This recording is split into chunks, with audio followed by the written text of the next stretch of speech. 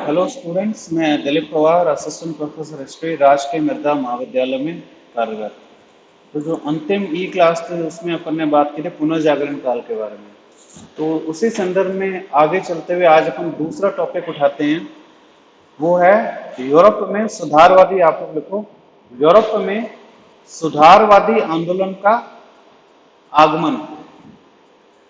Europe में सुधारवादी आंदोलन का आगमन, जिसको कहते हैं प्रोटेस्टेंट।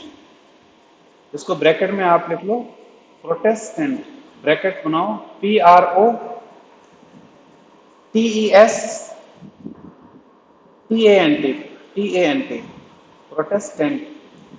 प्रोटेस्टेंट का मतलब जानते हो ना, प्रोटेस्ट करना किसे कहते हैं? किसी चीज का विरोध करना, प्रोटेस्ट करना। तो उन्होंने किसी चीज का विरोध किया है। प्रोटेस्टेंट जो संप्रदाय है, उन्होंने किसी चीज का विरोध किया है, तो उसको सुधारवादी आंदोलन कहा जाता है। तो इसमें आप लिखो, पुनर्जागरण के काल के प्रभाव के कारण, पुनर्जागरण के काल के प्रभाव के कारण नए नए सुधारवादी विचार, पुनर्जागरण के काल के प्रभाव के कारण नए नए सुधारवादी विचार समाज में प्रकट होने लगे। समाज में प्रकट होने लगे, नए नए सुधारवादी विचार समाज में प्रकट होने लगे। लोग इस नई अनुभूति के कारण, लोग इस नई अनुभूति यानी एक्सपीरियंस, लोग इस नई अनुभूति के कारण कैथोलिक, कैथोलिक, कैथोलिक का है ना, कैथोलिक, इस अनुभूति के कारण लोग कैथोलिक चर्च के भ्रष्टाचार, कैथोलिक चर्च के भ्रष्टाचार और बुराइयों को समझ गए थे। कैथोलिक चर्च के भ्रष्टाचार और बुराइयों को समझ गए थे।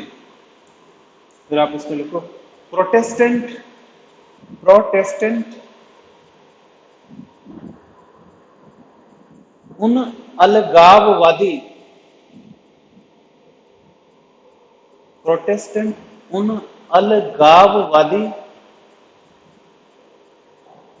आंदोलनों में अग्रणी रही, उन अलगाववादी आंदोलनों में अग्रणी रही। इसके संस्थापक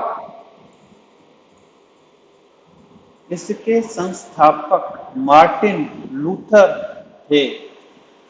इसके संस्थापक मार्टिन लूथर थे, मार्टिन लूथर थे, जिन्होंने कैथोलिक चर्च के भ्रष्टाचार के खिलाफ, जिन्होंने कैथोलिक चर्च के भ्रष्टाचार के खिलाफ आवाज बुलंद की, उन्होंने कैथोलिक चर्च के भ्रष्टाचार के खिलाफ आवाज बुलंद की। समय के साथ साथ, समय के साथ साथ उन सभी ईसाइयों को, समय के साथ साथ उन सभी ईसाइयों को प्रोटेस्टेंट कहने लग गए। समय के साथ साथ उन सभी ईसाइयों को प्रोटेस्टेंट कहने लग गए जो जिन्होंने पोप के वर्चस्व, जिन्होंने पोप है ना, पोप, जिन्होंने पोप के वर्चस्व को नहीं माना, जिन्होंने पोप के वर्चस्व को नहीं माना। देखो, कहने का मतलब यह है कि क्रिश्चियनिटी में कैथोलिक चर्च हुआ करता था जो सुप्रीम था, सर्वाधिक शक्तिशाली था, लेकिन अब इसके विरोध में एक और संप्रदाय उपस्थित हो गया जिसका नाम था प्रोटेस्टेंट। शुरुआत में इनका आशय ये नहीं था कि हम नया धर्म बना लेंगे, लेकिन धीरे धीरे समय के साथ साथ जिन लोगों ने कैथोलिक चर्च के सुप्रीमेसी को नहीं माना, वो सारे के सारे प्रोटेस्टेंट कहलाने लगे। समझ आ गया? तो कहने का मतलब है क्रिश्चियनिटी जो धर्म है वो दो भागों में बट गया। एक है प्रोटेस्टेंट, कैथोलिक तो बहुत लंबे समय से चला आ रहा था, रोम का जो कैथोलिक रिलीजन था। और प्रोटेस्टेंट मार्टिन लूथर किंग का और आ गया। जैसे महात्मा बुद्ध के बारे में भी कहा जाता है, महात्मा बुद्ध कभी धर्म नहीं बनाना चाह रहा था, लेकिन समय के साथ लोगों ने उसको धर्म का रूप दे दिया। उसी प्रकार से जो प्रोटेस्टेंट है, इसको भी समय के साथ लोगों ने एक प्रकार के संप्रदाय का रूप दे दिया। तो क्रिश्चियन धर्म दो भागों में बढ़ गया, कैथोलिक और प्रोटेस्टेंट। तो प्रोटेस्टेंट कौन था जिन्होंने कैथोलिक धर्म का विरोध किया? क्यों धर्म का विरोध किया? क्योंकि कैथोलिक धर्म में कई प्रकार का भ्रष्टाचार व्याप्त हो चुका था। उसी के विरोध में वो सुधार चाह रहे थे। प्रोटेस्टेंट लोग केवल सुधार चाह रहे थे। इस प्रकार के आंदोलन इस प्रकार के आंदोलन यूरोप के अनेक भागों में हुए। इस प्रकार के आंदोलन यूरोप के अनेक भागों में हुए, जिसके तहत कैथोलिक धर्म का विरोध किया गया। जिसके तहत कैथोलिक धर्म का विरोध किया गया। जिसके तहत कैथोलिक धर्म का विरोध किया गया। उदाहरण के लिए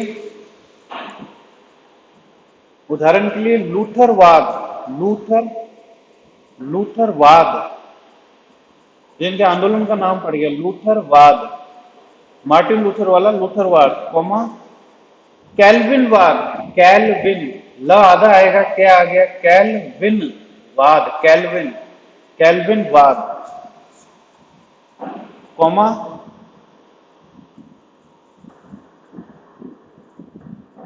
आंग्लवाद,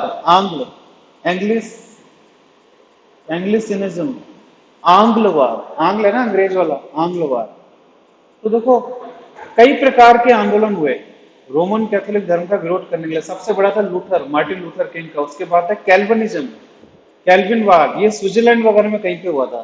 फिर उसके बाद है एंग्लिसिनिज्म यानी आंग्लवाद, ये हुआ था इंग्लैंड के अंदर। यानी सब जगह पे कैथोलिक धर्म का धीरे धीरे विरोध करने लगे, क्योंकि लोगों को समझ आ गई कैथोलिक धर्म कुछ नहीं कर रहा, जो पोप है वास्तव में हमें बेवकूफ बना रहे हैं। क्योंकि पोप ने सदियों से कहते चले आ रहे थे कि जो ब्रह्मांड है उसके केंद्र में पृथ्वी है। तो पूरी गलत इंफॉर्मेशन हो गई ना। पुनर्जागरण काल में लोगों को पता लगा कि सूर्य जो ब्रह्मांड है उसके केंद्र में, न कि पृथ्वी।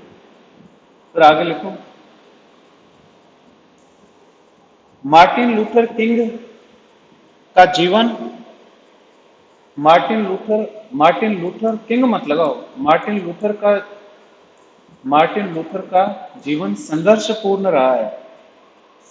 मार्टिन लूथर का जीवन संघर्षपूर्ण रहा है। वह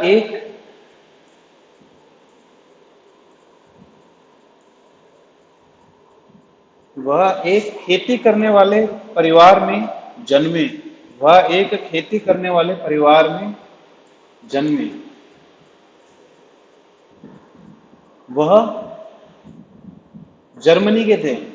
यह आपके सवाल बनता है, मार्टिन लूथर कहाँ का था? जर्मनी का। वह जर्मनी के थे। समय के साथ लूथर की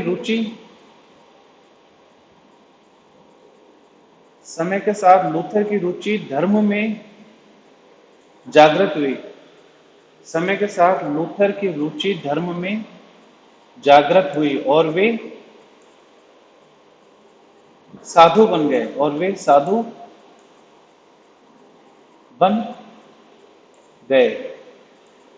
इन्होंने धर्मशास्त्र में डॉक्टरेट की उपाधि भी प्राप्त की। इन्होंने धर्मशास्त्र में डॉक्टरेट की उपाधि भी, यानी पीएचडी की डॉक्टरेट की उपाधि भी प्राप्त की। फिर आगे लिखो, रोम में यात्रा करने के पश्चात, रोम इटली वाला, रोम में, क्योंकि रोम केंद्र बिंदु था कैथोलिक धर्म का, वहां पे पोप का निवास स्थल था। पोप वहीं पे अपॉइंट होते हैं, इटली के रोम के अंदर। और पूरे जो क्रिश्चियनिटी से संबंधित जितने भी देश हैं वो उनके अनुपालना करते हैं। तो रोम में यात्रा करने के पश्चात लूथर को चर्च के व्यापक भ्रष्टाचार के बारे में चर्च के व्यापक भ्रष्टाचार के बारे में पता लगा। चर्च के व्यापक भ्रष्टाचार के बारे में पता लगा। उसके अनुसार मुक्ति का मार्ग, उसके अनुसार सैल्वेशन, मुक्ति का मार्ग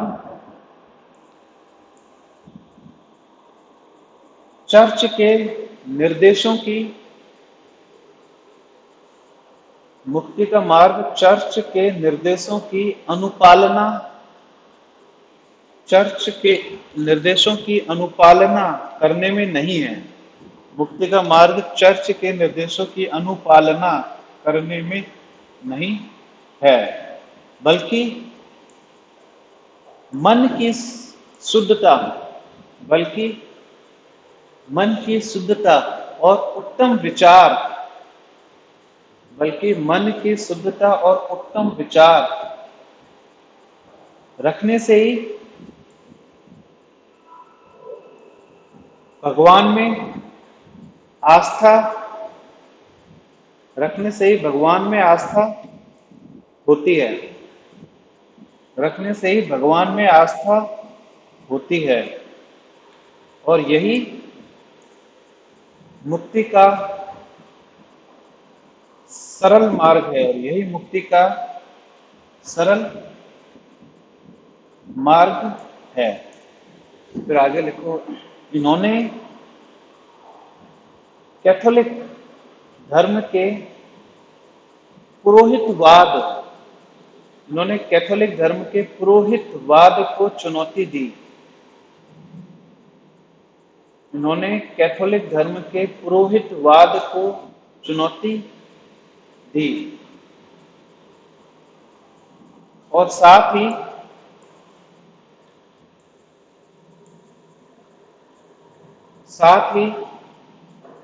मुक्ति पत्र, साथ ही मुक्ति पत्र की व्यवस्था को, मुक्ति पत्र, साथ ही मुक्ति पत्र की व्यवस्था को नकार दिया, साथ ही मुक्ति पत्र की व्यवस्था को नकार दिया। देखो, मुक्ति पत्र क्या होता है, इसको अंग्रेजी में कहते हैं सेल ऑफ इंडल्जेंस।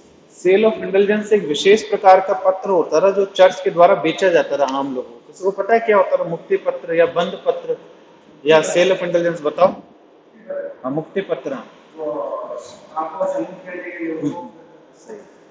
तो जो चर्च क्या थे, उन्होंने अपने आय का एक जरिया बना रखा था। कोई भी व्यक्ति अगर कोई क्राइम करता है, कोई पाप करता है, पाप करने के पश्चात क्या करेगा, वो चर्च में जाएगा, पादरी से मिलेगा, पादरी को पैसे देगा और बदले में उसको मुक्ति पत्र मिलेगा। तो मुक्ति पत्र क्या करेगा, आपने जो अपराध किया है उसके एक भाग को क्षमा किया जाता है और आपको आगे जाके स्वर्ग में इसके लिए आपको कोई भी पनिशमेंट नहीं दिया जाएगा, कोई भी सजा नहीं दी जाएगी।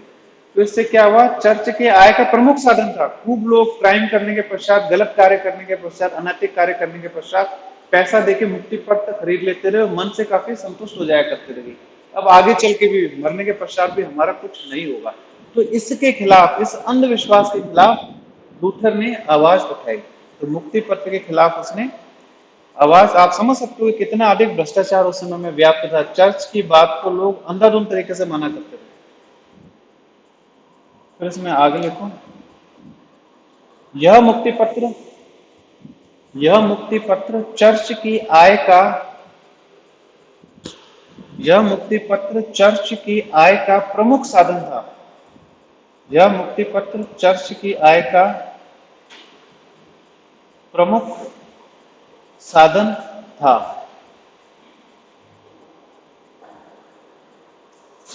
लूथर ने कहा कि इन मुक्ति पत्र के द्वारा, लूथर ने कहा कि इन मुक्ति पत्र के द्वारा प्रायश्चित करने की बजाय, इन मुक्ति पत्र के द्वारा प्रायश्चित करने की बजाय वास्तविक प्रायश्चित की जरूरत है। इन मुक्ति पत्र के द्वारा प्रायश्चित करने के बजाय वास्तविक प्रायश्चित की जरूरत है, जिससे भगवान के प्रति श्रद्धा और बढ़ सके, जिससे भगवान के प्रति श्रद्धा और बढ़ सके। उससे कहने का मतलब ये था, अगर आपको प्रायश्चित करना है तो बंद पत्र खरीदने की क्या जरूरत है। आप अपना मन में प्रायश्चित करो, आप मन में भगवान को याद करो, मन में जो भगवान के प्रति अपनी श्रद्धा को बढ़ाओ। ये वास्तविक तरीका है प्रायश्चित करने का अपने पापों का। ये नहीं आप पैसे देके चर्च में जाके मुक्ति पत्र खरीद के घर पर सजा के रखो। इन्हीं क्रांतिकारी विचारों को लूथर ने इन्हीं क्रांतिकारी विचारों को लूथर ने 95 थीसिस में प्रकाशित किया। 95 थीसिस, 95 NINGSTY 95, हिंदी में भी लिख लो 95, 95 थीसिस, THESES थीसिस, एक तरह के पैम्फलेट का नाम है ये। 95 थीसिस में प्रकाशित कराया है। तो यह आपके सवाल होता है ग्रेजुएशन में, 95 थीसिस क्या है, या लूथर के द्वारा तैयार की हुई कृति का नाम बताओ। 95 थीसिस में प्रकाशित कराया, और उन्होंने जगह जगह वाद विवाद भी किया। उन्होंने जगह जगह वाद विवाद भी किया, जिसमें वाद विवाद भी किया जिसमें चर्च के भ्रष्टाचारों को उजागर किया गया, जिसमें चर्च के भ्रष्टाचारों को उजागर कराया गया। फिर आगे लिखो, लूथर के प्रयासों को एक बड़ी कामयाबी मिली। लूथर के प्रयासों को एक बड़ी कामयाबी मिली, और न केवल आम जनता न केवल आम जनता ने लूथरवाद को समर्थन दिया, न केवल आम जनता ने लूथरवाद को समर्थन दिया, न केवल आम जनता ने लूथरवाद को समर्थन दिया, बल्कि अमीर व्यापारियों और राजकुमारों ने भी बल्कि अमीर व्यापारियों और राजकुमारों ने भी अपना पूर्ण समर्थन दिया। न केवल अमीर व्यापारियों और राजकुमारों ने भी अपना पूर्व समर्थन दिया। जैसे सैक्सोनी, सैक्सोनी एक जगह है इटली के अंदर, जैसे सैक्सोनी के राजनेता ने, द इलेक्टर ऑफ सैक्सोनी, जैसे सैक्सोनी, SAXONY सैक्सोनी, ये इटली का जो विलय के बारे में पढ़ेंगे तो उसमें आता है सैक्सोनी। सैक्सोनी के राजनेता ने लूथर को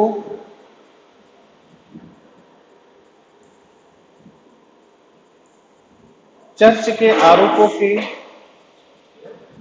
लूथर को चर्च के आरोपों के विरुद्ध संरक्षण दिया। लूथर को चर्च के आरोपों के विरुद्ध संरक्षण दिया। चर्च के आरोपों के विरुद्ध संरक्षण दिया। चर्च ने क्या आरोप लगाया लूथर पे? ये जो मार्टिन लूथर किंग है, इसने धर्म को भ्रष्ट किया है, इसने धर्म को नष्ट किया। ये विधार्मिक आदमी है, विधार्मिक आदमी है। तो इन आरोपों के प्रति, आरोपों के विरोध में जो सैक्सोनी का राजनेता है उसने पूरा संरक्षण दिया, इसका समर्थन दिया कि नहीं, जो लूथर कह रहा है ये सही कह रहा है। फिर लिखो आगे, समय के साथ अनेक जर्मनी के राजनेताओं ने भी समय के साथ अनेक जर्मनी के राजनेताओं ने भी लूथर का समर्थन किया। समय के साथ अनेक जर्मनी के राजनेताओं ने भी लूथर का समर्थन किया। इसमें आप लिखो, राज राजनीतिकों के द्वारा, आगे लिखो, राजनीतिकों के द्वारा लूथर का समर्थन, राजनीतिकों के द्वारा लूथर का समर्थन व्यवहारिक था। लूथर का समर्थन व्यवहारिक था, क्योंकि एक शक्तिशाली चर्च होने की स्थिति में, देखो, क्योंकि क्योंकि एक शक्तिशाली चर्च होने की स्थिति में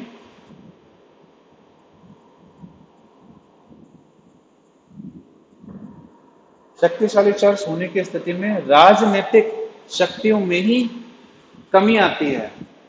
एक शक्तिशाली चर्च होने की स्थिति में राजनीतिक शक्तियों में ही कमी आती है। राजनीतिक शक्तियों में ही कमी कमी आती है। कहने का मतलब यह है कि अगर मंदिर के पुजारी बहुत ज्यादा शक्तिशाली हो जाएंगे किसी भी समाज में, तो उसका क्या मतलब निकलेगा कि राजा की शक्तियां कम हुई। या तो राजा सारी शक्तियां रख लेगा, या फिर मंदिर के पुजारी है वो सारी शक्तियां रख लेंगे, या फिर दोनों मिलकर कार्य करेंगे। अगर चर्च बहुत अधिक शक्तिशाली हो जाता है तो नुकसान किसको होगा? राजा को ही तो होगा, नेताओं को तो होगा नुकसान। जो मंत्री राजा, उन्हीं को नुकसान होगा, क्योंकि लोग चर्च की बात ज्यादा मानेंगे, राजा की बात कम मानेंगे। और जब लूथर के प्रयासों के कारण चर्च का भ्रष्टाचार सामने आने लग गया, तो राजनेता थे जो यूरोप के, उनको खुशी हुई, चलो इस बहाने कम से कम चर्च की शक्तियां कम होगी, और चर्च की शक्तियां कम होगी तो ऑटोमेटिकली राजा की शक्तियां ही बढ़ेगी। फिर आगे लिखो, अन्य सुधारवादी विचारकों ने भी अन्य सुधारवादी विचारकों ने भी लूथर का समर्थन किया। अन्य सुधारवादी विचारों ने भी लूथर का समर्थन किया, जैसे जैसे मानवतावादी आंदोलन जैसे मानवतावादी आंदोलन से जुड़े हुए लोग जैसे मानवतावादी आंदोलन से जुड़े हुए लोग जैसे मानवतावादी आंदोलन से जुड़े हुए लोग और जो मानवतावादी आंदोलन से संबंधित लोग थे, उनका तो उद्देश्य यही था कि इंसान है, इंसान के जीवन में सुधार किया जाए, जो जो बुराइयां हैं इंसान के जीवन में उसको खत्म किया जाए। ह्यूमन सेंट्रल होना चाहिए सभी एक्टिविटीज के ऊपर, उसके सुधार पे अधिक फोकस होना चाहिए, उसका जीवन स्तर अच्छा होना चाहिए, वही ह्यूमनिस्ट है, उसी को मानवतावादी कहा जाता है। उन लोगों ने भी लूथर का पूरा समर्थन किया। फिर आगे लिखो, लूथर ने जर्मनी की राष्ट्रीय भावना को भी प्रेरित किया। लूथर ने जर्मनी की राष्ट्रीय भावना को भी प्रेरित किया और पोप की सत्ता को विदेशी सत्ता कहा, क्योंकि पोप कहां से कार्य करता रहा? रोम से कार्य करता रहा, यह है जर्मनी। और पोप की सत्ता को विदेशी सत्ता कहा। पोप की सत्ता को विदेशी सत्ता कहा। उसके अनुसार जनता की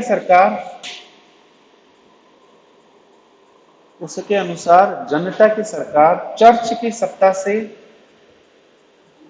ज्यादा श्रेष्ठ है। उसके अनुसार जनता की सरकार चर्च की सत्ता से ज्यादा श्रेष्ठ है। और पुरोहितों के द्वारा मध्यस्थता,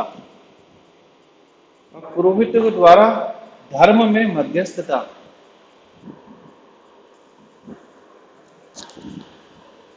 पुरोहितों के द्वारा धर्म में मध्यस्थता एक व्यापक बुराई है, एक व्यापक बुराई है, क्योंकि पुरोहितों के द्वारा मध्यस्थता एक व्यापक बुराई है, क्योंकि हर एक ईसाई अपने आप में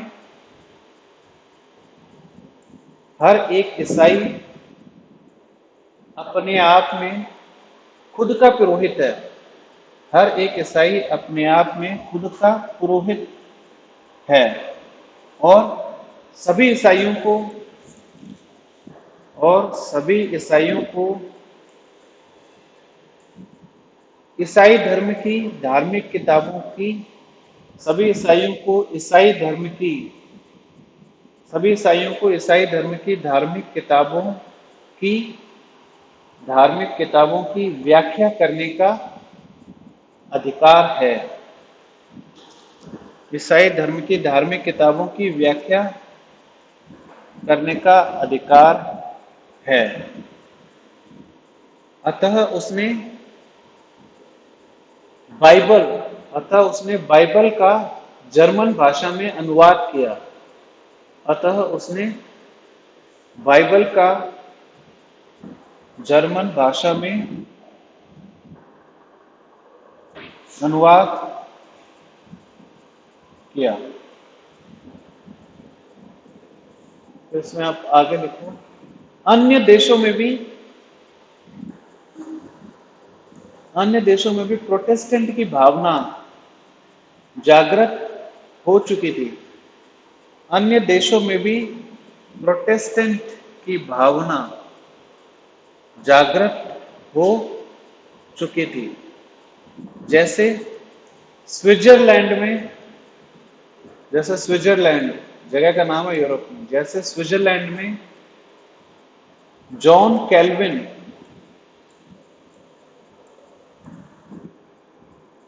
जैसे स्विट्जरलैंड में जॉन कैल्विन सुधारवादी आंदोलन के अग्रणी नेता बन गए।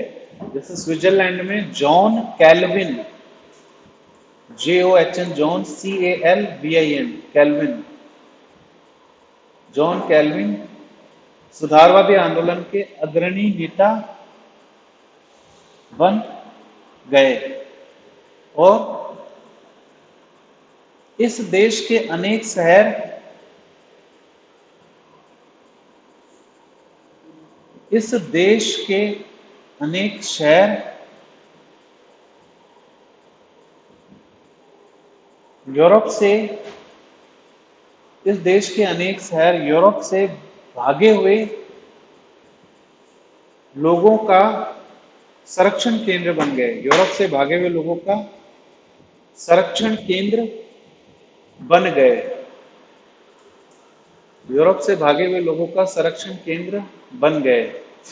ये लोग चर्च के अत्याचार से परेशान होकर ये लोग चर्च के अत्याचार से परेशान होकर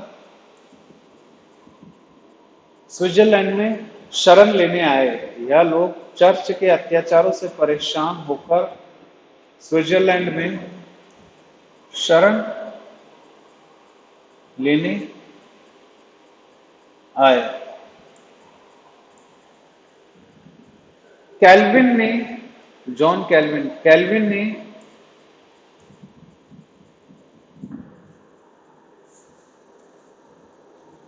प्रोटेस्टेंट कैल्विन ने प्रोटेस्टेंट मिशनरीज के लिए मिशनरी जानते हो ना, जो ईसाई धर्म के मिशनरी होते हैं जो अपने धर्म को बढ़ाना चाहते हैं। तो कैल्विन ने प्रोटेस्टेंट मिशनरियों के लिए एक प्रशिक्षण केंद्र खोला। प्रोटेस्टेंट मिशनरियों के लिए एक प्रशिक्षण केंद्र खोला जहां पर इस संप्रदाय के सिद्धांतों की तार्किक व्याख्या की गई। जहां पर इस संप्रदाय के सिद्धांतों की तार्किक व्याख्या की गई। फिर आगे लिखो। ब्रिटेन में वहां के राजा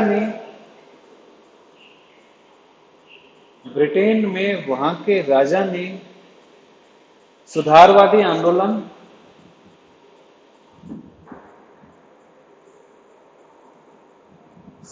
आंदोलन को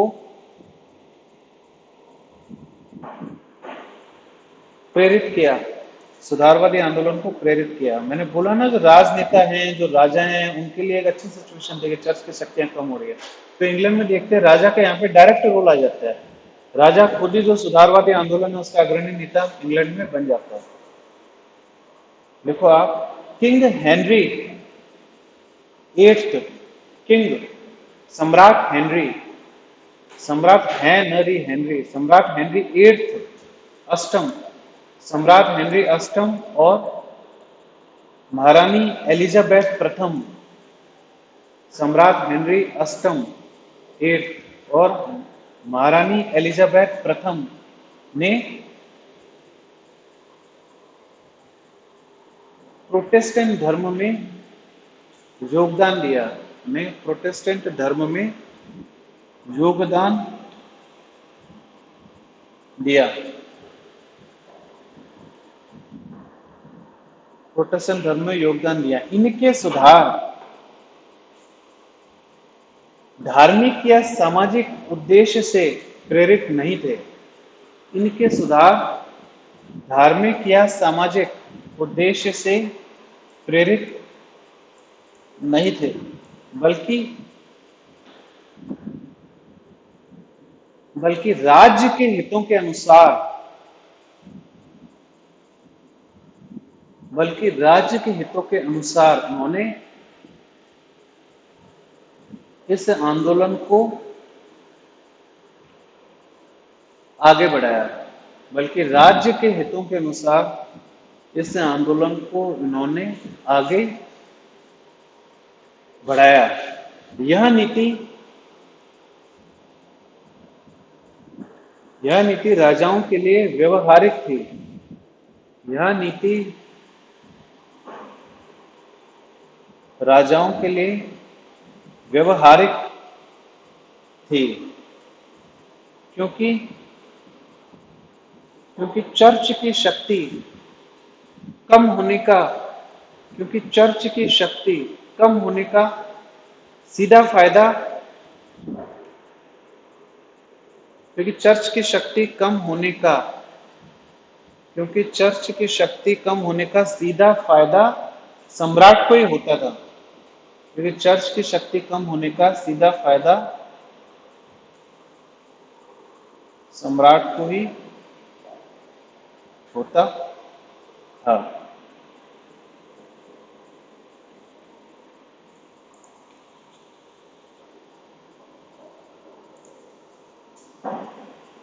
(1529) में ब्रिटेन की संसद में 1529 में ब्रिटेन की संसद ने कई कानून पास किए।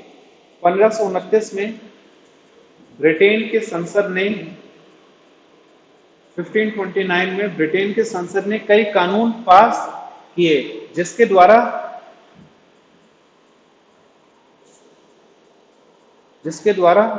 वहां के चर्च को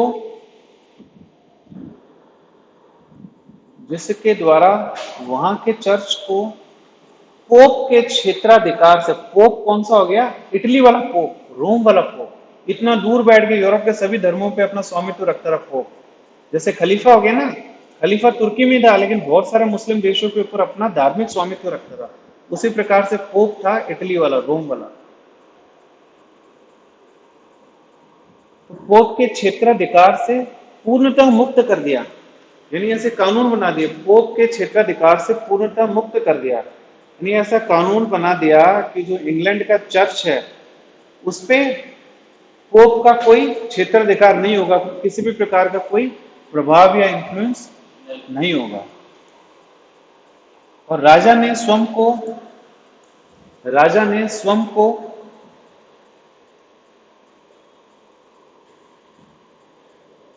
चर्च का स्वामी घोषित कर दिया, खुद को ही स्वामी बना दिया पोप की जगह।